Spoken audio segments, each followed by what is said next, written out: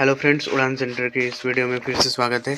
आज हम लोग बात करेंगे 4 फरवरी के एग्ज़ाम क्वेश्चंस के बारे में। 4 फरवरी का हिंदी का एग्ज़ाम होगा, उसके पहले ये क्वेश्चंस का वीडियो बनाना हमें बहुत ज़्यादा ज़रूरी लगा। ऐसे क्वेश्चंस को चूज़ करके लाए हैं आपके लिए जो हमेशा मैक्सिमम टाइम यहीं से क्वेश्चंस आते हैं। ये क्वेश्चंस को आप देख लीजिए और इसको समझ लीजिए। क्वेश्चंस को अगर आप उसका आंसर लिख के याद करते हैं तो बहुत बार क्या होता है कि याद रहते हैं, बहुत बार याद नहीं रहते हैं। इसलिए इन क्वेश्चंस का आंसर को आप किताब से पढ़िए। अभी ये ऐसा समय है जब आपको बहुत सारे लोग वायरल क्वेश्चन, लीक क्वेश्चन, पता नहीं क्या क्या नाम से गुमराह करेगा, लेकिन किसी भी दूसरे लोगों के वीडियोस को देख के गुमराह नहीं होना है। ऐसा नहीं है कि वो सारे क्वेश्चन इम्पोर्टेंट नहीं है, वो क्वेश्चन इम्पोर्टेंट है, लेकिन अभी आपके पास इतना समय नहीं है कि उन क्वेश्चंस को देखा जाए। इसलिए हम आपके लिए लाए हैं हिंदी के सारे चैप्टर के क्वेश्चंस, और लास्ट तक बने रहिएगा। लास्ट में हम लोग बात करेंगे पत्र लेखन, निबंध लेखन और विज्ञापन लेखन के टॉप क्वेश्चंस। अगर आपकी तैयारी बहुत अच्छी है तो फिर आप इन्हें प्रैक्टिस के रूप में डायरेक्ट कर सकते हैं, और अगर आपकी तैयारी नहीं है तो फिर भी आप इसका इस्तेमाल कर सकते हैं। ये दोनों ही टर्म में काम आएगा। ठीक है, चलिए हम लोग शुरू करते हैं। और इस क्वेश्चन को देखने के बाद कुछ ही घंटों में हम लोग इसका पीडीएफ भी दे देंगे टेलीग्राम में, इसलिए टेलीग्राम ज्वाइन कर लीजिएगा। लेकिन उसके पहले क्वेश्चंस देख लीजिए। हमारा पहला है जो पूछा जाता है सूरदास के पद से। इसमें पहला क्वेश्चन कि गोपियों ने उद्धव को योग की शिक्षा कैसे लोगों को देने की बात कही है। यहाँ पे जितने भी क्वेश्चन हैं इसके उत्तर इसलिए नहीं दिए हैं क्योंकि अगर यहाँ पे देंगे तो फिर आप लोग भटकते रहते हैं। इन क्वेश्चंस को देखकर इनका आंसर आप बुक से याद करिए। नहीं याद कर पा रहे हैं तो फिर आप अपने से लिखने का कोशिश करिए, शिक्षा में याद नहीं रहता है। पहला क्वेश्चन, गोपियों ने उद्धव को योग की शिक्षा कैसे लोगों को देने की बात कही है। बताना है उत्तर में कि गोपियों ने उद्धव को उन लोगों को शिक्षा देने की बात कही है जिनका मन भटक गया है। लेकिन गोपियाँ कहते हैं कि उनका मन भटका नहीं है, बल्कि वो लोग कृष्ण को अपना मानकर उन्हें अपनाना चाहते हैं। अगला क्वेश्चन, गोपियों ने उद्धव के व्यवहार की तुलना किससे की गई है। इसमें जब उत्तर लिखेंगे तो लिखेंगे कि गोपियों ने उद्धव की तुलना कमल के पत्ते से, तेल की गागरी से के रूप में किया है।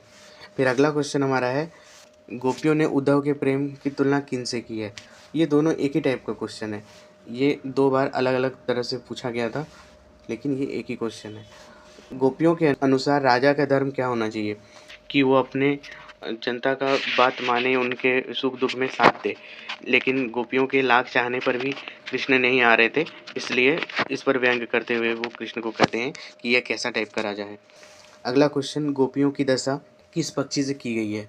हारिल नाम की एक पक्षी से की गई है, और इसी को आपको उत्तर में लिखना है। फिर कभी कभी हमारा पूछ देता है कि कवि सूरदास ने किसके लिए ब्रज दुल्हा प्रयुक्त किया है। यहाँ ब्रज दुल्हा इस्तेमाल किया गया है। यहाँ पर ब्रज यानी कि वृंदावन, यानी वृंदावन का दूल्हा अर्थात कृष्ण। अगला हमारा पूछा जाता है कभी कभी कि संकलित पदों को ध्यान में रखते हुए सूरदास के भ्रमर गीत की विशेषताएं। लेकिन ये क्वेश्चन उतना भी इम्पोर्टेंट नहीं है, इसको आप छोड़ भी सकते हैं। बाद वाला क्वेश्चन बहुत ज़्यादा इम्पोर्टेंट है, गोपियों ने किन किन उदाहरण के माध्यम से उद्धव को उल्हाने दिए हैं।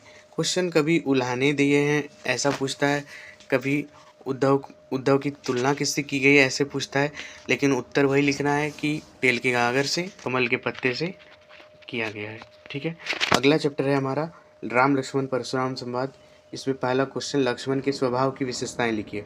इसमें हमें बताना है कि लक्ष्मण स्पष्टवादी हैं, ये जो भी कहते हैं सही बात कहते हैं, चाहे बुरी लगे या अच्छे। उसके बाद फिर अगला हमें लिखना है कि लक्ष्मण अपने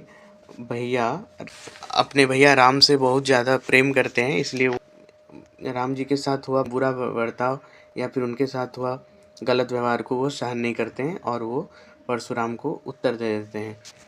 लक्ष्मण के वीर योद्धा की क्या क्या विशेषताएं बताई गई है। यहाँ लक्ष्मण वीर योद्धा की कुछ विशेषताएं बताते हैं परशुराम को, और ये कहते हैं कि वीर योद्धा अपना गुणगान नहीं करते, वे अपशब्द का प्रयोग नहीं करते, गुस्सा नहीं करते, वो दूसरों का सम्मान करते हैं। ये कुछ विशेषताएं बताएं। राम लक्ष्मण परशुराम संवाद में किस रस की प्रमुखता है।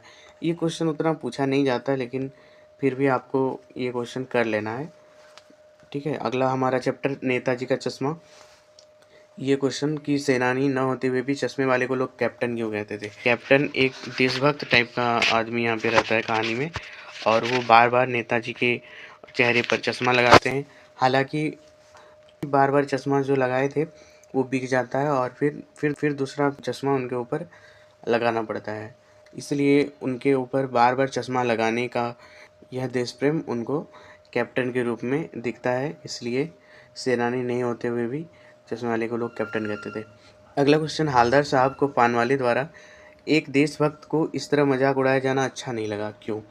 मूर्ति के लिए समय निकालना, उसकी हिफाजत करना, उनके चश्मे का ध्यान रखना, ये भी कोई बड़ी बात नहीं। इसलिए जब हवलदार साहब को ये समझ में आया कि पानवाला इस देशभक्त यानी कि कैप्टन को मजाक उड़ा रहे हैं, तो फिर वो अपनी प्रतिक्रिया दिए और उनके मन में बुरा भावनाएं आई कि ये ऐसा नहीं होना था। कैप्टन हालदार साहब को पान वाले द्वारा देशभक्ति का मजाक उड़ाया जाना इसलिए अच्छा नहीं लगा क्योंकि पान वाला कैप्टन के की बोलेंगे ना, वो उसका मजाक उड़ा। हाँ। हालदार साहब को इसलिए पान वाला एक बात बोला था कि वो लंगड़ा क्या जाएगा फौज में, पागल पागल।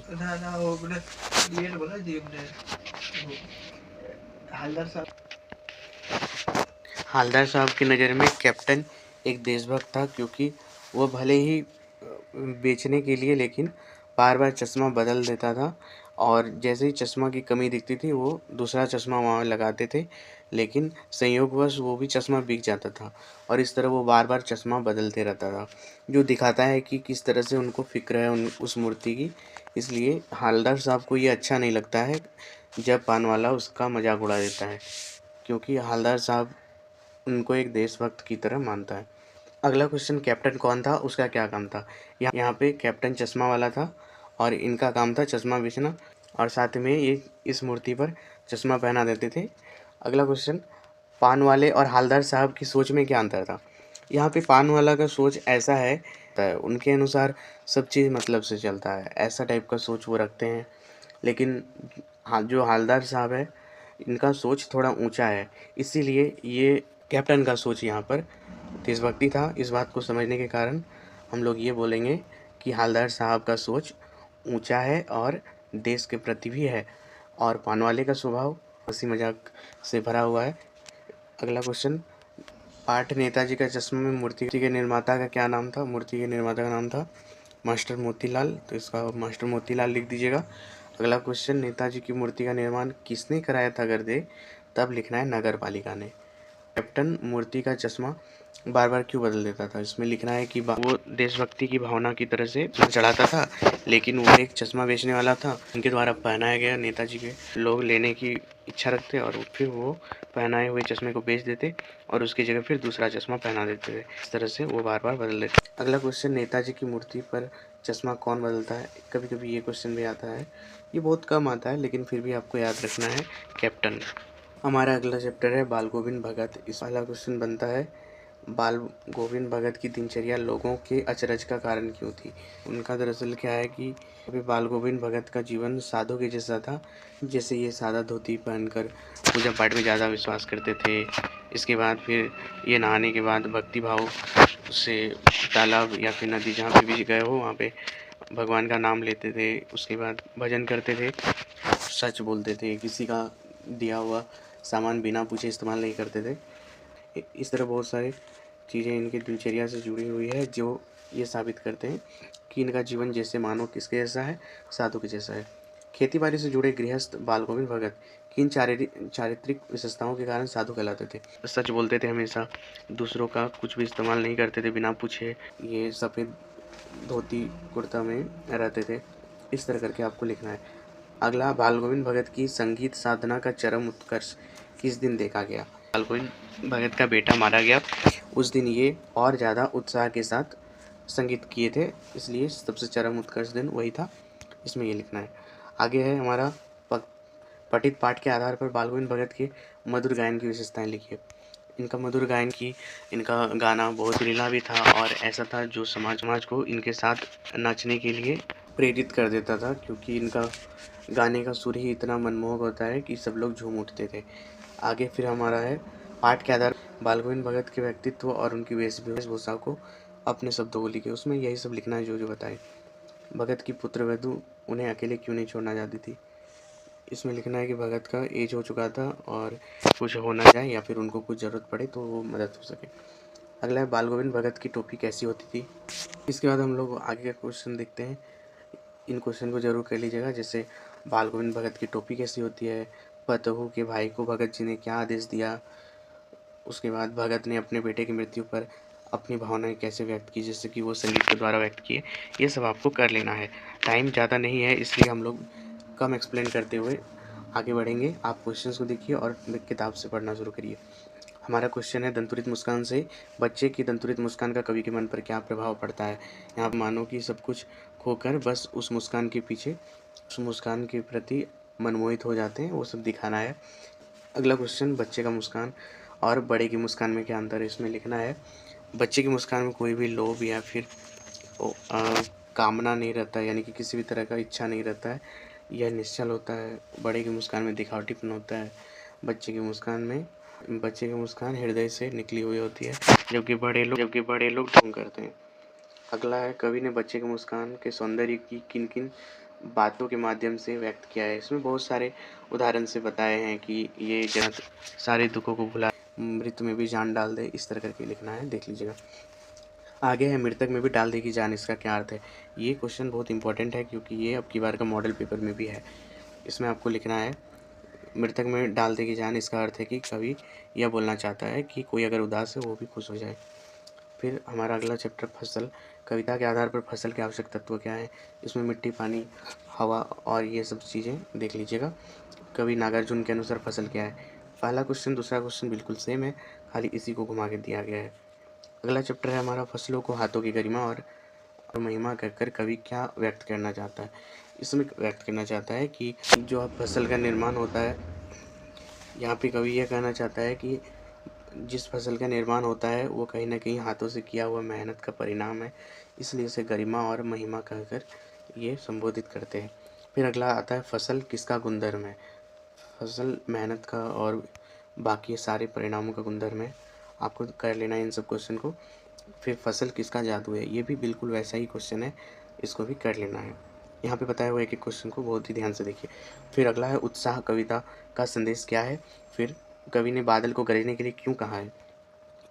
उत्साह कविता में बादलों की तुलना किससे की गई है। ये सारे क्वेश्चंस बहुत ही इम्पोर्टेंट हैं और आपको ये देखने को मिलेगा कि यही सब क्वेश्चंस ही आ जाएंगे, देखना मैक्सिमम क्वेश्चंस यही से आ जाएंगे। कभी बादल से फुहार, रिमझिम या बरसने के स्थान पर गरजने के लिए क्यों कहा है। यहाँ पे कहते हैं कवि की बारिश के गर्जन से पृथ्वी को जैसे नया जीवन मिल जाता है, इसलिए बादल गरजो और बहुत गरजो। फिर कविता का शीर्षक उत्साह क्यों रखा गया है। कवि के अनुसार यहाँ पे बारिश होने से पृथ्वी का नया फिर से ऊर्जा का संचार होता है, इसलिए कहते हैं कि बारिश गरजो, और यही कविता का सार है। अगला है अट नहीं रही से कवि को किसकी गाथा दूर तक जाती प्रतीत होती है। ये क्वेश्चन देख लेना है आपको। कवि की मुख्य फागुन की सुंदरता से क्यों हट नहीं रही है, क्योंकि इस टाइम पर प्रकृति का जो रूप होता है वो बहुत ही मनमोहक होता है।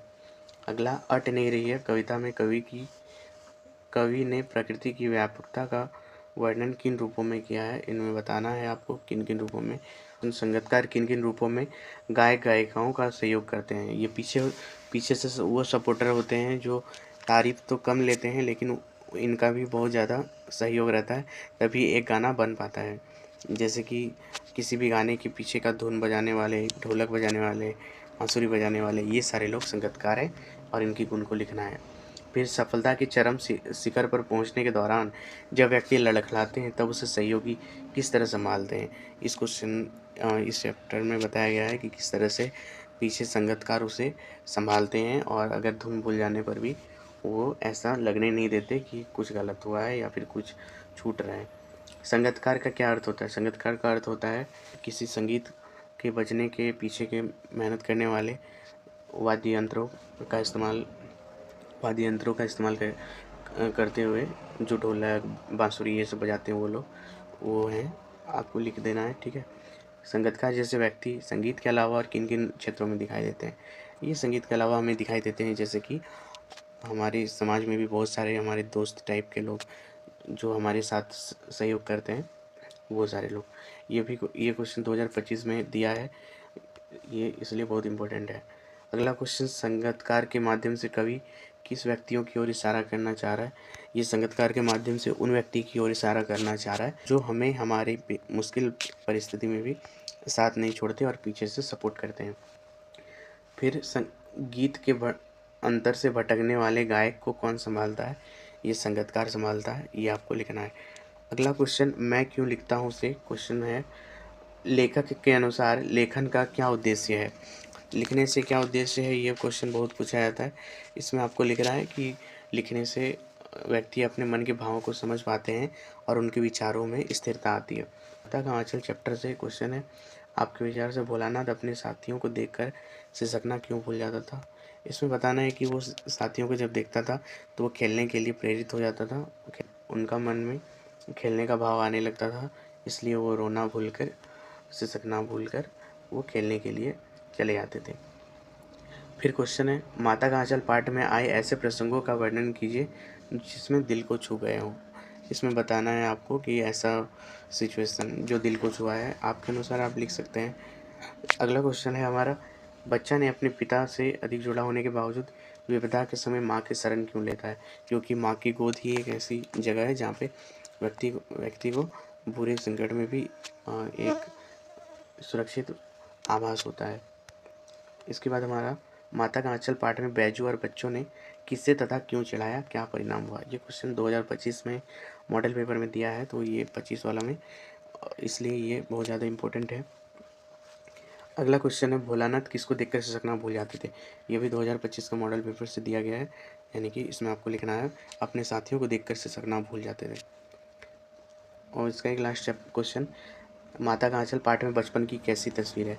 इसमें बचपन की तस्वीर को किस तरह से दिखाया गया है, ये बताना है। फिर हमारा अगला चैप्टर है, एक कहानी यह भी। इसमें हमें बताना है लेखिका की अपने पिता से वैचारिक टकराव को अपने शब्दों में लिखिए। किस तरह से लेखिका और उनके पिताजी के ऊपर, लेखिका और उनके पिताजी का व्यवहार में अंतर था, ये बताना है।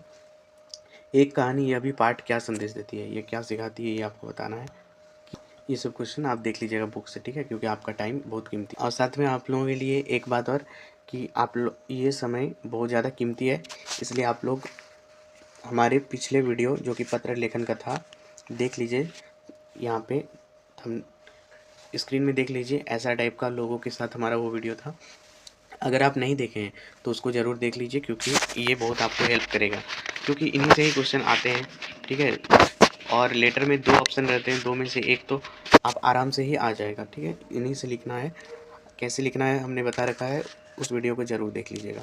देखिए आपको क्या है ना, कि दूसरे के यहाँ पे भटकने से अच्छा है कि यहाँ पे आप प्योर कंटेंट ले लीजिए, है ना। तो उस वीडियो को ज़रूर देखिएगा। इसके बाद आपको क्वेश्चन का आंसर लिखने के टाइम ये भी देखना है कि कौन सा क्वेश्चन कितने मार्क्स का है। जो 2 मार्क्स का है उसको कम एक्सप्लेन करेंगे, जो 5 मार्क्स का रहेगा उसको ज़्यादा एक्सप्लेन करेंगे। ऐसे करके आपको लिखना है उत्तर। और किसी भी क्वेश्चन का उत्तर अगर नहीं पता है या कम पता है, उसके लिए घबराना नहीं है, सोच सोच के अपने से लिखना है, और गाना उना भी नहीं लिख के आना है। अब है पाठ में लेखिका के पिता ने रसोई को भाटिया खाना कहकर क्यों संबोधित किया, इसको आपको कर लेना है। मन्नू भंडारी ने अपनी माँ के किन गुणों की चर्चा आत्मकथा में किए हैं, ये भी बहुत आपको, ये बहुत इंपॉर्टेंट है, ये भी आपको अच्छे से कर लेना है। फिर एक कहानी यह भी पाठ के आधार पर लेखिका की 2 साल बड़ी बहन का नाम क्या है, वो आपको लिख लेना है, देख लेना है। लेखिका के पिता का स्वभाव कैसा था, ये भी आपको देख लेना है। आपके विचार से माँ ने ऐसा क्यों कहा, लड़की होना लेकिन लड़की जैसा मत दिखाई देना। इसका मतलब ये है कि यहाँ पे इसमें ये बताया गया है कि लड़की होने पर भी आपको खुद को स्ट्रांग दिखाना है, क्योंकि अगर आप कोमल दिखाएंगे तो समाज आपको और ज़्यादा परेशान करेंगे। इसलिए हमारा अगला चैप्टर, साना साना हाथ जोड़ी। सैलानियों को प्रकृति के अलौकिक छटा का अनुभव कराने के लिए किन लोगों का योगदान रहता है, इनमें आपको बताना है किन लोगों का रहता है। इसके लिए टूरिस्ट लोगों का सबसे ज़्यादा योगदान रहते हैं, जो लोग दिखाते हैं आपको। ये वो लोग होते हैं जो घूमते रहते हैं, और ये टूरिस्ट ही समझ पाते हैं उस जगह को, वहाँ की सुंदरता को, वरना वहाँ रहने वाले लोग तो बस अपने कामों में व्यस्त रहते हैं। अगला क्वेश्चन, जितेन नारगे ने लेखिका को सिक्किम की भौगोलिक स्थिति का जनजीवन के बारे में क्या क्या जानकारी दी। आपको ये सारे क्वेश्चंस करने हैं। फिर हमारा अगला जो इम्पोर्टेंट चैप्टर क्वेश्चन है वो है, गंगटोक को मेहनतकश का मेहनतकश बादशाहों का शहर क्यों कहा जाता है? ये मोस्ट इम्पॉर्टेंट क्वेश्चन है, ठीक है। अगला है, लेखिका ने यमथांग की यात्रा के दौरान कौन से वृक्ष देखे? इसके साथ ही झिलमिलाते हुए सितारों की रोशनी में नहाया गंगटोक लेखिका को किस तरह सम्मोहित कर रहा था? यहाँ लेखिका यहाँ गंगटोक की भूमि पर आकर यहाँ के यहाँ के प्राकृतिक नज़ारे को देखकर मोहित हो रहे थे। इसको आपको बताना है। सारे क्वेश्चन सिर्फ किताब से पढ़ने हैं, गूगल से या फिर कहीं भी स्क्रीनशॉट से आपको नहीं पढ़ना है। ये सारे क्वेश्चन नोट करके किताब से ज़रूर पढ़िए। जितेन आर्गे की गाइड की भूमिका के बारे में विचार करते हुए एक कुशल गाइड के क्या गुण होते हैं? कुशल गाइड बताते हैं किस जगह घूमना है, ये सब सारा चीज़ आपको किताब से देखना है। नवाब साहब ने खीरे की, ये हमारा अगला चैप्टर आता है, नवाब लखनवी अंदाज। इसमें हमें बहुत इंपॉर्टेंट क्वेश्चन देखने को मिलता है कि नवाब साहब ने खीरे का रसास्वादन किस प्रकार किया और ऐसा क्यों किया? यहाँ पे नवाब साहब क्या करते हैं, ये नवाब साहब खीरे को काटते हैं, उसमें नमक मिर्च लगाते हैं, उसको अच्छे से मिलाते हैं और सूंघते हैं, जबकि खाते नहीं हैं। इसको जिक्र करना है, आप किताब से पढ़िएगा तो और समझ आएगा। लेखक को नवाब साहब के किन हाव-भाव से महसूस हुआ कि वे बातचीत के लिए उत्सुक नहीं है? लेखक बातचीत करना चाहता था, लेकिन इनका खीरा इस तरह काट के फेंक देना ये दिखा रहा था कि इनका अपने ऊपर घमंड ज़्यादा है और कहीं न कहीं ये अपने आप को ऊंचा महसूस करने का दिखावा कर रहे थे। इसलिए लेखक को लगा कि ये उत्साहित नहीं है लखनवी, ये इसलिए लेखक को लगा कि नवाब साहब बात करने को उत्साहित नहीं है। अगला है, लखनवी अंदाज पाठ का क्या संदेश है? इसमें बताना है कि लखनवी अंदाज पाठ का ये संदेश है कि समाज के कुछ लोग दिखावा करते हैं, उनके दिखावेपन वाले व्यवहार से पता चलता है कि ये लोग ढोंगी हैं। लखनवी अंदाज पाठ में लेखक ने मुख्यतः किस पर व्यंग किया है? ढोंगी लोगों पर व्यंग किया है। ये बहुत इंपॉर्टेंट क्वेश्चन है, 2025 में मॉडल पेपर में है।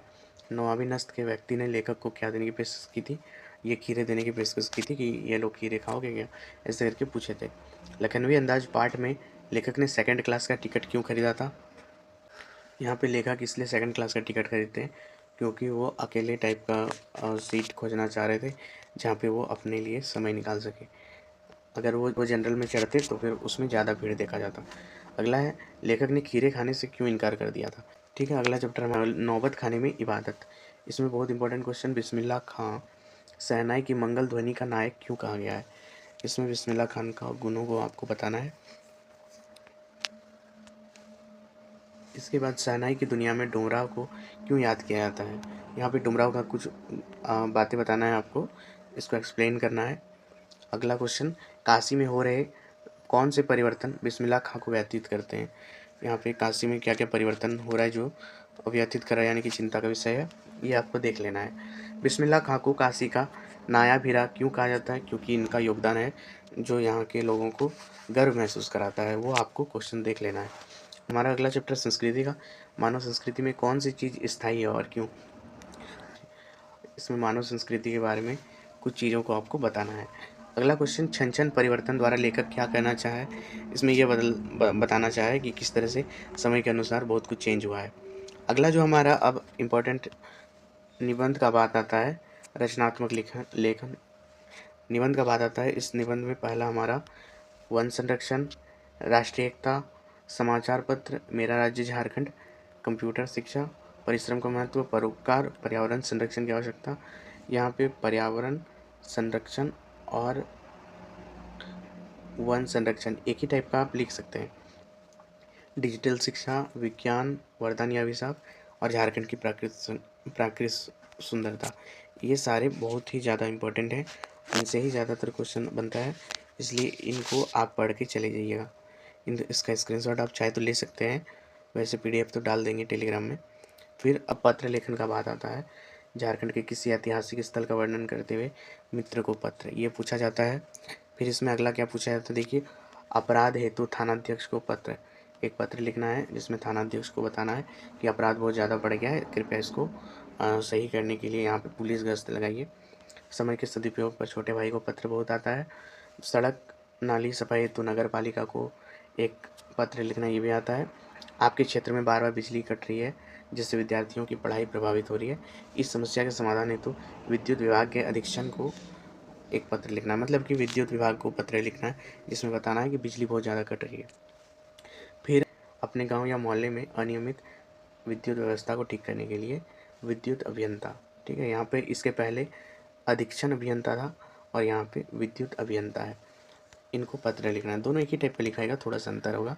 आप लोग पत्र लेखन का वीडियो जरूर देख लीजिएगा। इसके बाद यहाँ पे इस तरह करके आपको इस तरह थंबनेल आपको दिखा हुआ मिल जाएगा और इसका लिंक भी डिस्क्रिप्शन में है, उसमें हमने बता रखा है ये सारे। आपके मोहल्ले में गंदगी का अंबार लग गया, ये भी क्वेश्चन बहुत पूछा जाता है। एक अनुरोध पत्र नगर निगम को लिखें। नगर निगम को बताना है कि कूड़ा कचरा बहुत ज़्यादा बढ़ गया। फिर मलेरिया से बचने के लिए स्वास्थ्य अधिकारी को पत्र लिखें, ये भी क्वेश्चन बहुत आता है। अब बात करते हैं विज्ञापन लेखन में। विज्ञापन लेखन का हमारा वीडियो कल आ जाएगा। ये देखिए विज्ञापन लेखन का ये क्वेश्चंस कुछ आपको देख लेना है। अगर आप किताब से पढ़कर कर पाते हैं तो ठीक है, वरना इसका वीडियो हम देंगे, उसमें आपको बताएंगे कि किस तरह से लिखना है बहुत ही आसान तरीके से। एक करना है शिक्षा के प्रति जागरूकता हेतु विज्ञापन। सौंदर्य प्रसाधन, इसमें हमें एक शैम्पू के बारे में ऐड करना है, ठीक है, इसमें सौम्या शैम्पू का ऐड करना है। फिर अगला है स्वास्थ्यवर्धक पेय, जिसमें हम लोग एक कोल्ड ड्रिंक का प्रचार करेंगे, जिसमें हम बताएंगे कि किस तरह से एक कोल्ड ड्रिंक स्वास्थ्य के लिए सही होता है, वो ड्रिंक का एक ऐड करना है। फिर अगला है छात्रों में शिक्षा के प्रति रुचि बढ़ाने हेतु विज्ञापन। इसमें हमें देखना है कि किस तरह से हम लोग शिक्षा को बढ़ा के समाज की बुराइयों को कम कर सकते हैं, ऐसे दिखा के आपको लिखना है। अगला साबुन बनाने वाली एक कंपनी की ओर से 50 शब्द में विज्ञापन। एक साबुन का नाम लिखना है और उसके बारे में विज्ञापन बनाना है। फिर नेक्स्ट है कलम बनाने वाली कंपनी की ओर से लगभग 50 शब्द में विज्ञापन। कोई भी विज्ञापन होता है वो 50 शब्द का होता है। फिर अगला बनाना है प्रसिद्ध हर्बल साबुन उत्पाद की बिक्री हेतु 50 शब्दों में आकर्षक विज्ञापन तैयार कीजिए। ये भी हमें इस तरह से हर्बल साबुन का विज्ञापन बनाना है। ऐसे ही करके हमें सारा क्वेश्चंस को आपको इन सारे क्वेश्चंस को अच्छे से कंप्लीट कर लेना है। ये सारे क्वेश्चंस किताब से पढ़ लीजिए। पत्र लेखन का वीडियो का लिंक डिस्क्रिप्शन में है।